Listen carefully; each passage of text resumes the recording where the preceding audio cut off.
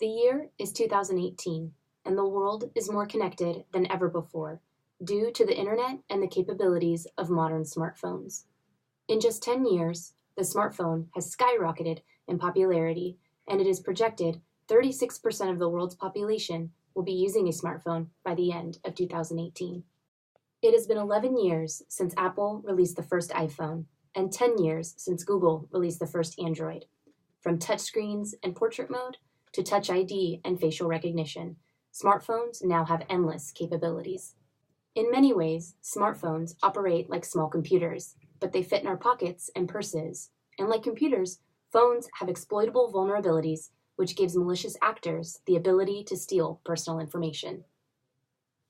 Take a moment and think about all the things you use your smartphone for. Text messaging, phone calls, voicemail, and emails. General and universal applications that almost every smartphone user accesses on a day-to-day basis. What about banking apps, ride-sharing, social media, or games? All modern applications that leave us more connected to our mobile devices. Access points to our personal data and information which can be exploited. It is easy to believe that mobile phones are impenetrable and that surfing the web on your phone is safer than on a computer, but that is a common misconception. Through this video, we hope to shed light on the ways in which you can improve your mobile hygiene and strengthen the security of the device that has become so important in day-to-day life. Now we move on to the threat. With how prolific mobile phones are and the role that they have in everyday life, it is important to understand that although our lives are made much easier with these handy devices, there are also inherent threats and vulnerabilities that come with them. In order to understand the basic nature of this threat landscape, we would like to bring your attention to what we believe are two very important threats and vulnerabilities, which applies to all mobile devices: social engineered attacks delivered through the major communication platforms, and data leakage. For most people who have a smartphone, apps play a major role in our experiences with our respective device. If you're looking for some sort of functionality, there's probably an app for it.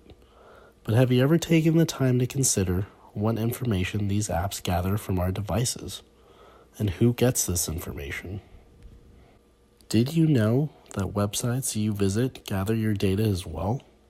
According to the FTC, many common apps will ask permission to access call logs, internet data, calendar data, data about the device's location, the device's unique IDs, and information about how you use the apps itself. If your phone settings are not properly addressed, or if you simply do not have your phone password protected, information can be leaked, whether or not it is with malicious intent. Social engineering refers to the psychological manipulation of people into performing actions or divulging confidential information. A social engineering attack may consist of an attacker trying to gain the trust of a victim and exploiting such trust to bypass normal security practices. These attacks may come in several different forms: phishing, SMS phishing, or otherwise called smishing, and phone phishing, or otherwise called vishing.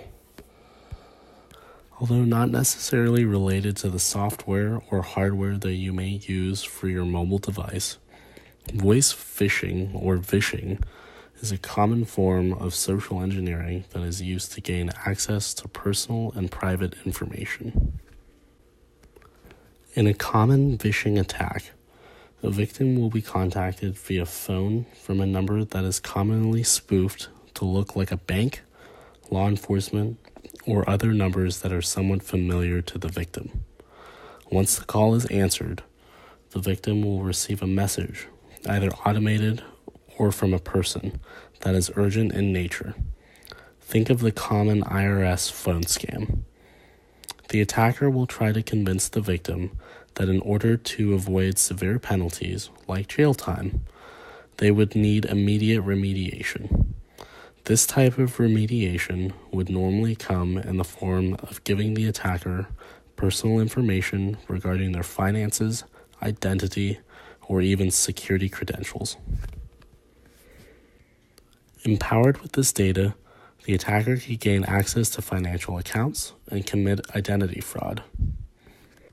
Another common form of social engineering attack is phishing. In the United States, phishing attacks are estimated to have an annual financial impact of at least $500 million. Phishing attacks are commonly associated with emails and other forms of electronic communication, like instant messaging software and social media platforms. Typically, a phishing attack will consist of an email which is made to look as though it was sent from a legitimate source.